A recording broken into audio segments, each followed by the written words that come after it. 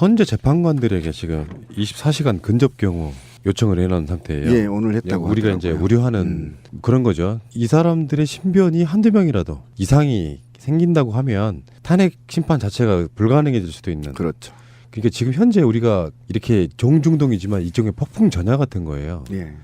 헌법재판관들한테 지금 변호사들이 대하는 태도는 어떤 시그널이 될 수 있냐면은 변호사들도 헌재에서 저렇게 난동 피우는데 우리도 뭔가를 해야 되지 않겠냐 하고 과잉 충성하는 자 바로 그거. 또는 어떤 정말로 어떤 공작이 개입할 수도 있는 부분도 있고 그래서 지금 분위기라면 그런 거잖아요. 탄핵 날짜도 사실 나온 거고요. 탄핵 인용도 사실 확실시 되는 측면이라 저들 입장에서는 무슨 짓을 할지 모른다. 가장 우리나라 헌정사에 급박하게 돌아가는 그 시기를 지금 우리가 통과하고 있다라고 보시면 되죠. 굉장히 위험합니다. 그러니까 네. 대리인단들을 보고 있으면 아이고 뭐 저런 사람들 어버이연합 유야 이렇게 이야기를 할 수도 있지만 반대로 말하면 그들은 또 어떤 고도의 프레임으로 그렇게 그 짓을 하고 있는지도 모른다는 거죠. 예, 계획에 의해서 움직이고 있죠.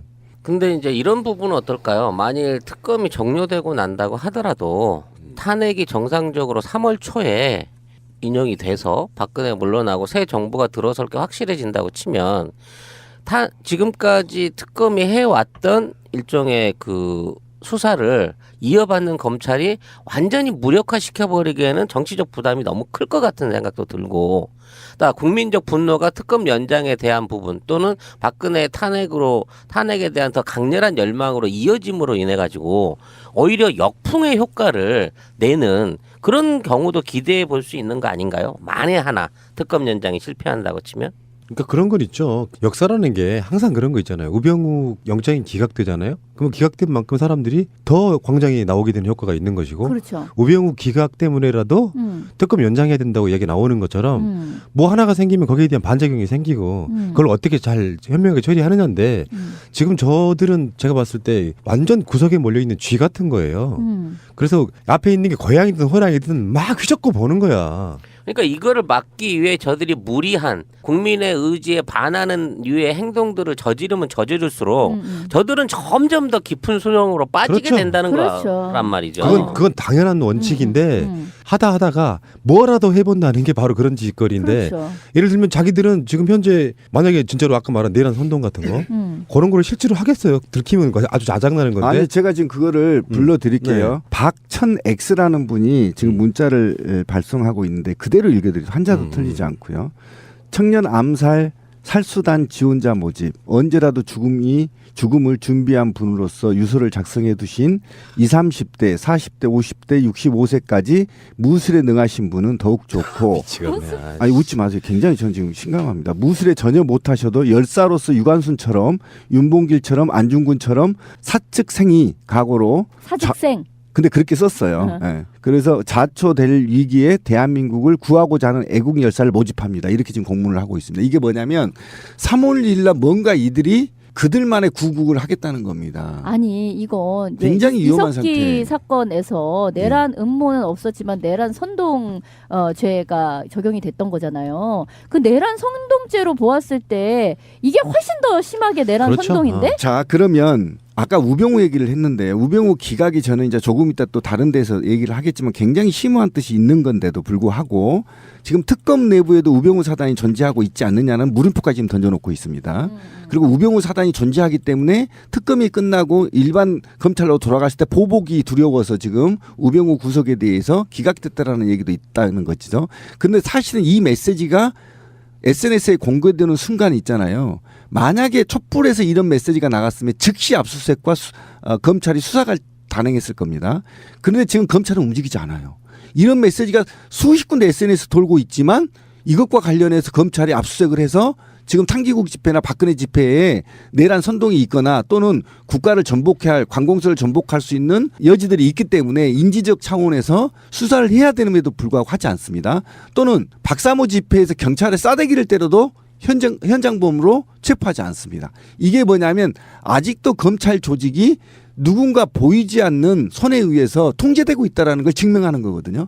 그렇다고 신다면 아까 권 PD가 얘기한 대로 그렇게 선동을 해도 보통은 그들이 마지막 몰려서 쥐구멍을 찾는 게 아니라 그들은 역습을 노리고 있다는 겁니다. 만약에 혹시라도 젊은 또는 나이 먹은 군인 사단장이 하나 오인 판단하거나 그죠? 국정원의 국가 통제로부터 벗어난 권력의 수장들이 잘못 오인하거나 그렇잖아요. 경찰이 또 잘못 판단하거나 이 판단이 오류를 일으킬 수 있는 여지들이 너무 많다는 겁니다. 그렇게 되면 바로 박근혜는 이것을 진압한다는 이유로 또는 황교안은 진압한다는 이유로 계엄령을 내릴 수 있는 것이고 계엄령에 준하는 행정적 조치를 할 수 있을 거라고 보는 거죠. 그렇게 된다면 탄핵은 연기되는 것이고 촛불은 꺼지는 것이고 또 사회는 극단적인 갈등으로 치닫게 만드는 것. 그것만이 박근혜가 살아남는 유일한 방법이라는 거예요. 그래서 지금부터 비상하다는 겁니다. 하여튼 이들이 그 생각할 수 있는 거를 생각해 본다. 뭐 분신이라든지 뭐 옛날 그 보수 집회 때 많이 보던 단지 혈서 뭐 이런 것들 뭐 이런 유들의 뭐 퍼포먼스 또는 그 이상의 퍼포먼스를 하려고 할 수도 있고 헌법재판관에 대한 테러라든지 아니면 뭐 공공연한 뭐 어떤 촛불 시민에 대한 테러 같은 형식으로 공포 분위기를 끌고 가려고 하는 시도도 있을 수 있겠죠. 근데 그런 게 통하기에는 지금 시대가 너무 많이 달라졌다는 얘기예요. 그리고 그런 류의 시도나 그런 류의 어떤 행위 자체가 오히려 더 비판받게 될 것이고 자기 스스로들을 더 궁지에 몰아넣게 될 것입니다. 저들이 할 수 있는 거 이상의 지금 최선의 선택은 명예로운 퇴진 내지는 국민의 뜻에 순응하는 모습을 보여서 차후에라도 재기의 노력을 하는 게 현명한 것이지 여기서 무리수를 계속 두다가는 정말 거기 연루된 모든 사람들이 정말 뿌리채 진짜 고구마 줄기 엮어서 올라오듯이 어느 정도 그 꼬리 끊지를 못한 상태에서 모든 적폐가 한꺼번에 모두 다 청산돼 버리는 그런 결과로 일어날 수 있다는 면에서 어느 선인가 저들도 타협과 합의와 포기점이 생기지 않을까 하는 것도 생각을 해봐야 된다는 거예요. 예, 제가 이제 너무 과하게 얘기한 게 아니에요. 지금 여러분도 알겠지만 지금 문재인 테러 첩보가 입수가 됐고요. 그다음에 헌재가 테러의 위험성에 대해서 정보가 입수됐기 때문에 22일부터 24시간 근접 경호입니다. 헌재 8명에 대해서. 이건 경호법에 의해서 이제 적용이 되는 것이고요. 그만큼 지금 박근혜 쪽에 박근혜 그 무리들 그다음에 그것들이 비정상적으로 어떤 메커니즘에 의해서 지금 움직이고 있는 거 아닙니까? 이게 굉장히 위험수에 있다고 판단하기 때문에 문재인 경호가 들어가는 것이고 헌재 재판관들이 24시간 근접 경호가 들어가는 겁니다. 그냥 아무 정보도 없이 그럴 것이다 예상해서 엄청난 예산을 투입해서 근접 경호를 할 수 있을 거라고 생각합니까? 그렇지 않습니다. 그만한 이유가 있기 때문에 또는 정황이 있기 때문에 근접 경호가 들어간 것이거든요. 그래서 지금부터는 굉장히 헌재뿐만 아니라 경찰 모두가 다 긴장하고 시민들도 긴장해야 되는 것이고 아까 이들은 야권의 유명 인사의 테러는 기본이고요. 저는 강화문 세월호 광장도 모두 철거될 가능성이 굉장히 높습니다. 3월 1일 날. 이런 집단적인 테러. 그다음에 더 나아가 경찰차 파손이나 화재 이렇게 해서 난동을 피울 가능성이 굉장히 높아서 어쨌든 굉장히 지금 시점은 비상한 시기다. 그리고 우리 시민들도 우리 애청자분들도 지금부터 적어도 13일까지는 무언가 하루에 1시간 정도는 이 사회를 바로잡기 위해서 또는 이 탄핵 정국을 빨리 탈출하기 위해서 뭔가 액션을 해야 된다. 지금 생각할 때가 아니고 액션할 때입니다. 그렇지 않으면 굉장히 위험한 상태에 빠질 수가 있습니다. 예. 그렇다면 탄핵 심판 선고 날짜는 언제 공개되는지 아십니까? 전례가 있긴 있어요. 탄핵을 하겠다라고 이제 헌재가 공식적으로 발표하는 날을 언제 하겠다라고 발표하는 날이 있어요. 노무현 대통령 때는 3일 전에. 그래서 이제 더불어민주당도 경선 선거인단을 뽑을 때 탄핵 3일 전까지 받겠다라고 한 게 헌재가 노무현 대통령 때는 3일 전에 예고를 한다 이거죠. 결정을 내릴게요.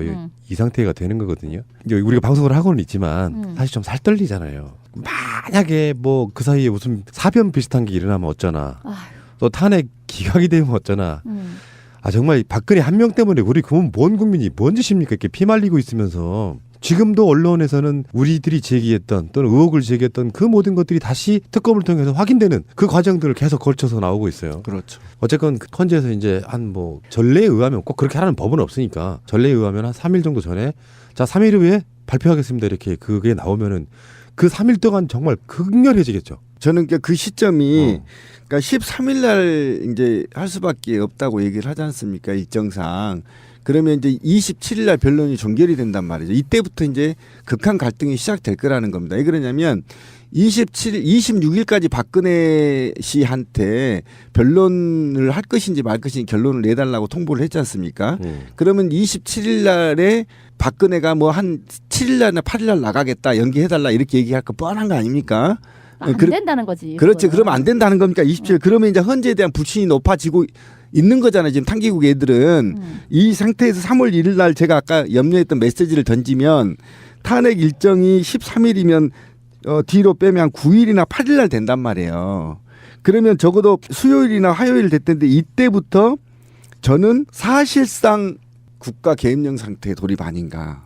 예, 저들이 어디에서 난동을 필지를 모르기 때문에 굉장히 위험한 상태에 돌입할 거다. 8일부터는 저는 이렇게 예상하고 있는 거죠. 이어받는 검찰이 완전히 무력화시켜버리기에는 정치적 부담이 너무 클 것 같은 생각도 들고, 또 국민적 분노가 특검 연장에 대한 부분 또는 박근혜 탄핵에 대한 더 강렬한 열망으로 이어짐으로 인해 가지고 오히려 역풍의 효과를 내는 그런 경우도 기대해 볼 수 있는 거 아닌가요? 만에 하나 특검 연장이 실패한다고 치면. 그러니까 그런 건 있죠. 역사라는 게 항상 그런 거 있잖아요. 우병우 영장이 기각되잖아요. 그러면 기각된 만큼 사람들이 더 광장에 나오게 되는 효과가 있는 것이고, 그렇죠. 우병우 기각 때문에라도 특검 연장해야 된다고 얘기 나오는 것처럼 뭐 하나가 생기면 거기에 대한 반작용이 생기고 그걸 어떻게 잘 현명하게 처리하느냐인데 지금 저들은 제가 봤을 때 완전 구석에 몰려있는 쥐 같은 거예요. 그래서 앞에 있는 게 고양이든 호랑이든 막 휘젓고 보는 거야. 그러니까 이거를 막기 위해 저들이 무리한 국민의 의지에 반하는 류의 행동들을 저지르면 저지를수록 저들은 점점 더 깊은 수렁으로 빠지게 그렇죠. 된다는 그렇죠. 거란 말이죠. 그건 당연한 원칙인데 하다가 뭐라도 해본다는 게 바로 그런 짓거리인데, 그렇죠. 예를 들면 자기들은 지금 현재 만약에 진짜로 아까 말한 내란 선동 같은 거 그런 거를 실제로 하겠어요. 들키면 아주 자장나는 건데. 아니 제가 지금 그거를 불러드릴게요. 네. 박천X라는 분이 지금 문자를 발송하고 있는데 그대로 읽어드리죠. 한자도 틀리지 않고요. 청년 암살 살수단 지원자 모집 언제라도 죽음이 탄핵 인용도 사실 확실시 되는 측면이라 저들 입장에서는 무슨 짓을 할지 모른다. 가장 우리나라 헌정사에 급박하게 돌아가는 그 시기를 지금 우리가 통과하고 있다라고 보시면 되죠. 굉장히 위험합니다. 그러니까 네. 대리인단들을 보고 있으면 아이고 뭐 저런 사람들 어버이연합 유야 이렇게 이야기를 할 수도 있지만, 반대로 말하면 그들은 또 어떤 고도의 프레임으로 그렇게 그 짓을 하고 있는지도 모른다는 거죠. 예, 계획에 의해서 움직이고 있죠. 근데 이제 이런 부분은 어떨까요? 만일 특검이 종료되고 난다고 하더라도 탄핵이 정상적으로 3월 초에 인용이 돼서 박근혜가 물러나고 새 정부가 들어설 게 확실해진다고 치면 지금까지 특검이 해왔던 일종의 그 수사를 죽음을 준비한 분으로서 유서를 작성해 두신 20, 30대, 40대, 50대, 65세까지 무술에 능하신 분은 더욱 좋고 미치겠네. 아니 웃지 마세요. 굉장히 전 지금 심각합니다. 무술에 전혀 못하셔도 열사로서 유관순처럼 윤봉길처럼 안중근처럼 사측생이 각오로 사직생. 근데 그렇게 썼어요. 예. 그래서 자초될 위기에 대한민국을 구하고자 하는 애국 열사를 모집합니다. 이렇게 지금 공문을 하고 있습니다. 이게 뭐냐면 3월 1일 날 뭔가 이들이 그들만의 구국을 하겠다는 겁니다. 아니 이건 굉장히 위험한 이석기 상태. 사건에서 내란 음모는 없었지만 내란 선동 죄가 적용이 됐던 거잖아요. 그 내란 선동죄로 보았을 헌재 재판관들에게 지금 24시간 근접 경호 요청을 해놓은 상태예요. 예, 오늘 했다고 우리가 하더라고요. 이제 우려하는 그런 거죠. 이 사람들의 신변이 한두 명이라도 이상이 생긴다고 하면 탄핵 심판 자체가 불가능해질 수도 있는. 그렇죠. 그러니까 지금 현재 우리가 이렇게 종중동이지만 일종의 폭풍 전야 같은 거예요. 예. 헌법재판관들한테 지금 변호사들이 대하는 태도는 어떤 시그널이 될 수 있냐면은, 변호사들도 헌재에서 저렇게 난동 피우는데 우리도 뭔가를 해야 되지 않겠냐 하고 과잉 충성하는 자, 바로 그거. 또는 어떤 정말로 어떤 공작이 개입할 수도 있는 부분도 있고, 그래서 지금 분위기라면 그런 거잖아요. 탄핵 날짜도 사실 나온 거고요.